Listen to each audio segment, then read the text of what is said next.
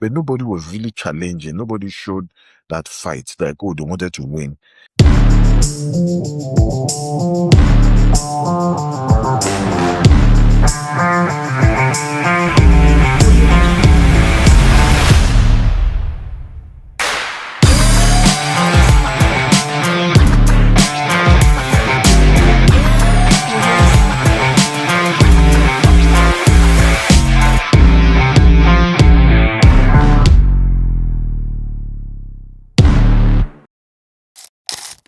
Hello, good evening, everyone. This is Taiwan Ojobi once again on Lanona's Maple Sports. I'm your host, commentator, and unapologetic fan of the game.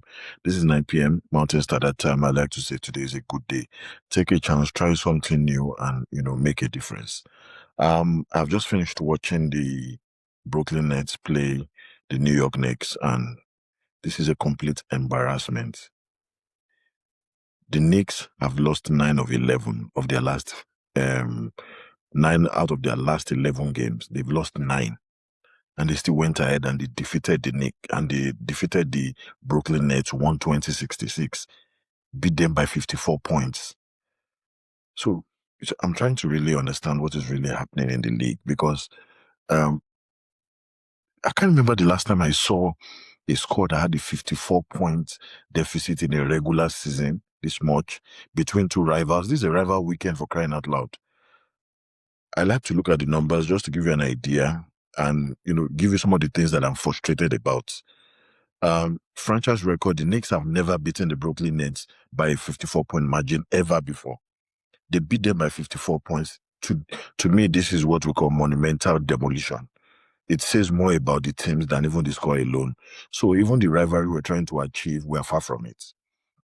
Now, what this game has really revealed for me, it's supposed to be a time for resetting for the New York Knicks. The New York Knicks have not been playing well, and I also talked about them and how their performance has been even during the, I think between the 19th and the 20th of January, and that was when we had the Martin Luther King couple of games. They were not even playing well. So they needed to find a way to reestablish themselves. I expected everybody knew that the New York Knicks would beat the Brooklyn Nets, but not this much. To me, this is complete embarrassment from the city of Brooklyn. I think the fans of Brooklyn Nets deserve an apology for this kind of abysmal nonsense. First of all, Brunson, came up with 20 points. It was not just a great game. Brunson had 20 points. He set the tone, which was usual. And, just a strong performance. Shamet came in with perfect 6 of 6. He was shooting very well from 3, 6 of 6 from deep. And that spacing also broke down the Brooklyn Nets defensive shape. Their best player, which has been Michael Porter Jr., was 4 of 14. You understand? Karl Anthony Towns had 14 points. So for me, it was not really a great game for the New York Knicks. The Brooklyn Nets don't look like a team that are playing for anything. This was a blowout with about 8 boards coming from Karl Anthony Towns. You see, if you're looking at a statement win, especially when rivals are playing, fans are expecting something a bit better. You understand? 13 straight wins over the Brooklyn isn't just luck. It's a good team. But the difference in points is what I'm bothered about. The structural dominance is there. The Brooklyn Nets, and with the way it's going, there are a couple of players within the Brooklyn Nets team that are still in trade discussions with other teams, trying to get them to go and develop their teams as well. So, for me, I'm just worried. Now, what this game has also exposed, I did my analysis after watching the match.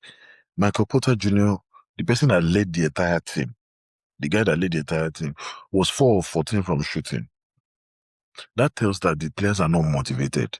They don't believe they have enough talent to be able to initiate any run this season. No structure, no pressure on the rim.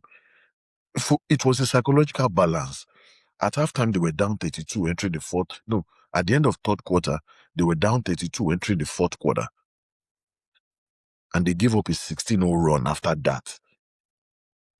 To me, that's not tactical. It's mental. Something is wrong. I think because I've had teams that have made up their mind to go and lose, especially when they want to do tanking. And that's because they've lost a lot of games. They've lost almost 8 games in a 9-game stretch. It means that they are trying to probably get draft capital next season. So the thing is, the two teams have different objectives from what I'm saying.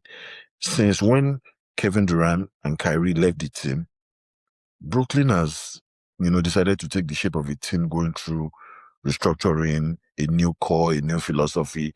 But with the way it's going now, the rebuilding has lost its shape because even Utah Jazz is going through rebuilding. A lot of teams are going through rebuilding, but it's not this bad. How can you score 66 points? Looking at the lottery trajectory, they've lost 8 of 9 games. For me, this is an historic blowout. And I believe that this season, you know, that team is going to be talked about, especially from tomorrow. I believe ESPN, everybody's going to talk about them. It's so bad. Look at the tactical breakdown. I didn't see the Knicks playing like I said they were playing for, like they needed to win and stuff. There was an early pace. They went on 14-0 run at first. No reaction, no response. They went on a 14-3 burst in the first quarter to set the tone. And automatically, by the time they ended the third quarter, they were already up by 32. If you see their spacing, shooting discipline, Shamet coming in and scoring intelligently was also good. He had a good night. He was 6 of 6 from three. But nobody was really challenging. Nobody showed that fight, like, oh, they wanted to win. And that is not what the NBA was trying to achieve. It's supposed to be a rivalry week, an EWS rivalry week. And we're supposed to have, different level of rim pressure, correct, I don't know. I'm so livid right now for a team of this caliber in Brooklyn. You understand? The fans deserve a bit more. Poor shooting creation, turnover leading to runouts. The New York team felt that something was wrong. It was just an opportunity for them to create that bounce back. And maybe the New York team, may have had that luck of getting to play the Nets right now because they needed to stop the bleeding. But the Knicks are thinking final, while the Nets are just thinking lottery odds. They're thinking, this was just a blowout, complete disappointment, abysmal from the Brooklyn Nets. I'm not a Brooklyn Nets fan, but, one of my favorite players, one of my top favorite players played there. And I expect that the team should be able to put up better performance. And I just felt I should just do this video and put it out there. The league should probably investigate and check what is wrong because this is so bad. 54-point blowout. And it's not as if it's players from the lower division. I understand when a lot of their key players are injured, but we still have players playing in the NBA and they could not. The best player on the team had 14 points. Oh, come on. Thank you. See you much later in the day. Thank you.